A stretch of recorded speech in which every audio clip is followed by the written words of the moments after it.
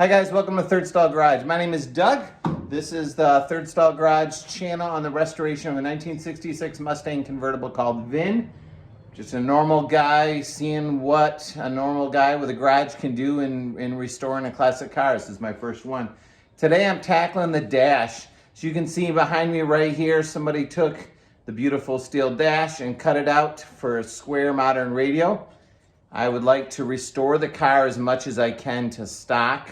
It's not going to be like a concours show car, but I would like to see how well can an average Joe do. So today I'm going to be cutting out the dash and trying to weld in this patch panel to make it look as original as I can. Thanks for following along. If you like this video, would like to learn more, I suggest you subscribe to the channel and hit the notification bell so that you don't miss new episodes as they come out. Thanks for being part of the Third Stall Garage. Have a great day.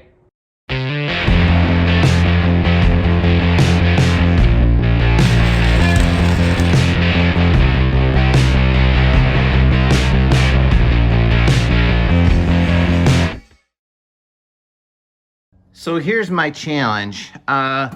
Somebody previously took this out and looked like with a real rough sawzall. You can see some blade cutting marks. Hacked out the dash and then also welded in the holes that I think are used to attach the dash pad, which would sit on top of the dash up here.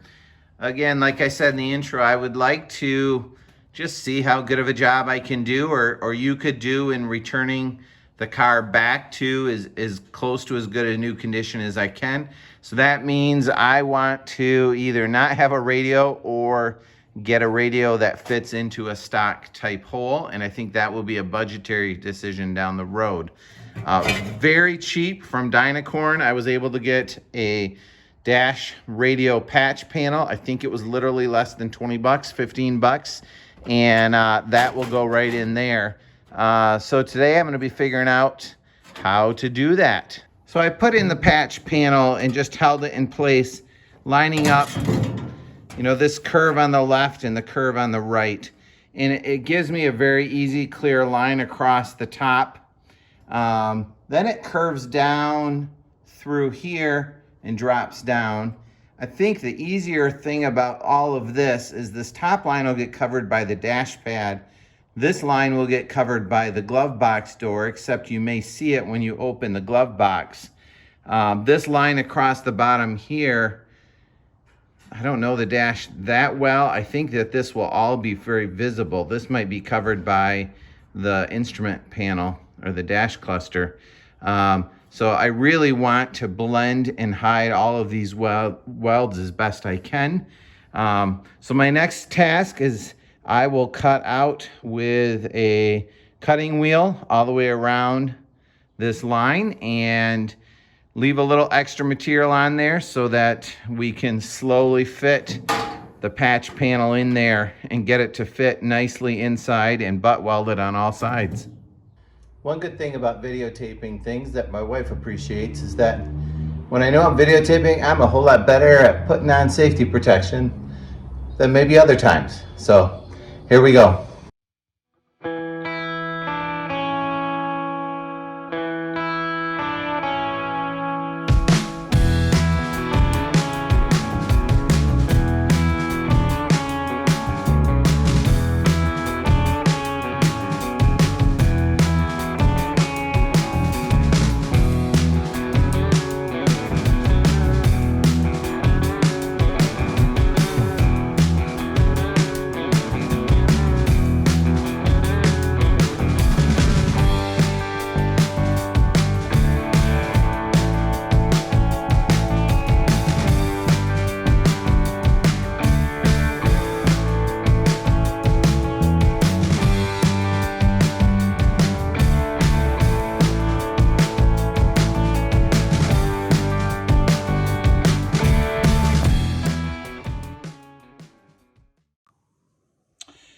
So I'm getting closer. Learning a couple things. Maybe you can, I knew these, I'm remembering lessons. Maybe I can, through chiding myself, help you remember. I marked the perimeter of this and then started cutting. I foolishly did not take any measurements from, you know, I don't know, left to left, side to side. Not sure exactly how I would have done that off of here. But that leaves me now trying to fit this piece in the best that I can. And I hope that the radio doesn't end up 1/8 of an inch to the left or 1/8 of an inch to the right, or these dash pad holes not lining up with where they're supposed to be. So that was a mistake I made, and I will have to do my best. I'm close to getting it to fit. I've got a little bit of material to remove up here yet. My cut across the bottom, I purposely left extra material on. So particularly in the middle, I need to sand some down, and that will lower this a bit. My top cut was the most careful, so I'm gonna butt the top up against there and then just line up these two arcs, and hopefully I can get it centered side to side. So right now I'm just gonna keep putting it back in, taking it out, and sanding and removing a little bit more until I can get clamps on it and hold it in place and see how it looks. So I'm gonna finagle with it for a little while, and I'll let you see kind of the final fitting result. All right, a couple things I've learned along the way that will be helpful for you. One, don't trace out the pattern you need to cut in pencil on your dash. Trace it out in Sharpie. Some of the reference lines got wiped away, so mental note, that's a good one to learn. Second one is double check the piece that you cut out for fit and shape and fitment to the patch panel. If you can see, these curves are very, very similar. There's really not much of a gap in here at all. That was not the case when I fit the patch panel in there. I had about a 3/8 of an inch gap at the top that kind of had me filling my pants a little bit, wondering how in the world I'm going to fill a 3/8 inch gap with weld or fit it in. That was when I realized that the arc and curve of this was shallower than the arc and curve of the original dash piece. So I simply took the patch panel, put it in the vise, leaned on it a little bit, and was able to match that curve pretty well. So I'm feeling pretty good about the fit of it. My cutout, the hole that I'm fitting it into, does have some pretty large gaps in some spots that I'm a little disappointed with. I think I rushed into this project a bit. Sometimes there's a balance of you can fit and measure and forever. And sometimes when you're feeling daunting, like a project is daunting or you're feeling daunted, you just got to dive in and do it. And that was what I did today. I just kind of dove in, and I should have paused a little bit. So now I'm going to take this patch panel. I'm going to take it to the wire brush and get all the primer off, do the same thing on the dash, and then do a final fitment before I start tacking it in. All right, the welding helmet's out. That means that, doesn't really mean anything. Just means I think it might be time to weld something, and hopefully that's a good thing. All right, so let me flip the camera around and show you where we are. So the patch panel is in the car. I did put a little tack weld there, and there to hold it in. Obviously I got a clamp on it here yet. I am confident I will be happy with this the way when I am done. What I have had to do along the way is I left this gap way too large. So I tack welded a piece of sheet metal on the back side.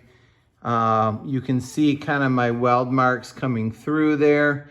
So then I'm going to fill this front with weld and then grind that down and fit it in and smooth it out and blend it in. I think that will go well. I have a pretty large gap on the side here to fill as well. And so that's the challenge that I'm going to have. I may be using copper plate on the back to keep it from blowing through and filling it in, and then I will have to blend it down. As Joe Daddy would say, test fit, test fit, test fit. I did bolt in the glove box door here to make sure that this indentation lines with the chrome trim on the door. That fits well. This arc is nice here, and I think that when I'm done, it will look well. So I'm gonna start welding in. I did discover, looks like there's Bondo under this, and I need to figure out what's going on there. That's always a little disturbing to find Bondo.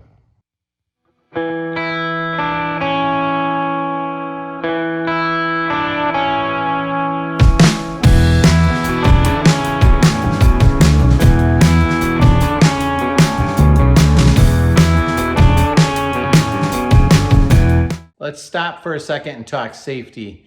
I don't know if you noticed in that last clip where I was tack welding the faceplate in place and all of a sudden I kind of jerked my head back. Not sure how it happened, but what happened was a spark flew and actually landed on my ear, which didn't hurt that bad, but it scared me. I remember a long time ago, and I'm not a professional welder, but I remember a long time ago a guy telling me you should always wear earplugs when you're welding because you don't want a spark to fall down your ear canal or it could potentially melt through your eardrum, and that's permanent hearing damage. And typically I don't weld looking up and where sparks would fall down. I'm not sure how that spark flew that far, but I stopped then, looked all over my shop, did not have any earplugs that I could wear. So waited till today till I could pick up some small plastic ones, and I'm gonna put those in before I keep welding. So be safe, be smart, protect your hearing. Let's get back to it.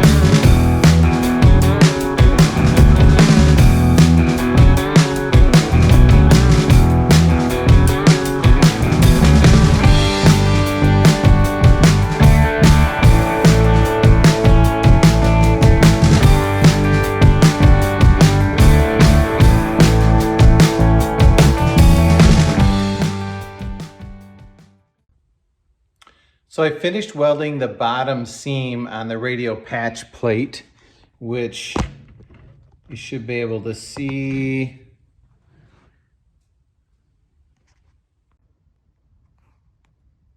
Which you should be able to see right here. I have a flux core welder. I don't have a gas shielded welding, which isn't ideal, but I hope to get there someday. I feel pretty good about how that weld came. You can see this part I had welded previously and ground in. I really like how this seam came together here. Did some looking today online, and the glove box door and the dash pad really are gonna cover the majority of that. So I think if I smooth it out with a little body filler, that's gonna be all right. I chose to just, as you saw from the time lapse, I would tack a little weld, let it cool. I'd watch it in my helmet to see if when it stopped glowing orange, and then I would weld the next little bit. I know when people do quarter panels and things, they do a weld here, then a weld here, and then there, and then there, and they make sure it cools in between before they do more welds. As a weld cools, it shrinks, contracts, which if you're welding two pieces of sheet metal together, can cause like if you're welding in the middle of my hand, like where my ring is, as it shrinks, it will pull it together and can cause body panels to warp. So I felt like because this was curved, this is fairly thick steel, there's a lot of contours here. I didn't think that that was as much of a risk. I could be wrong. Please let me know in the comments if you think what I did there was just foolish, but my next task is I'm gonna grind this down and try to make it all disappear.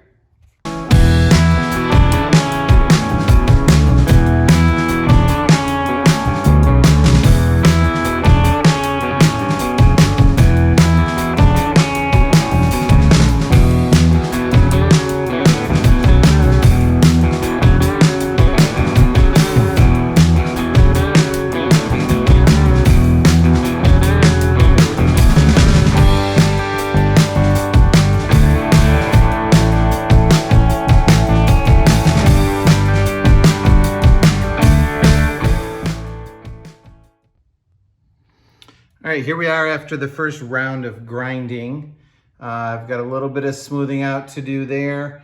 As you do your first round of grinding, you'll find where the pits are that you missed. Overall, I'm feeling really good about this. I have a couple little pits right down there and one kind of spot right there. Other than that, I'm feeling pretty good about it. Feels nice and smooth. Alrighty then, I would call that a well-installed radio patch repair panel, or whatever you want to call it. You know, I think one of the lessons I learned is be super careful in cutting out your templates. Take your time, measure, measure, measure. Check the curve of things beforehand.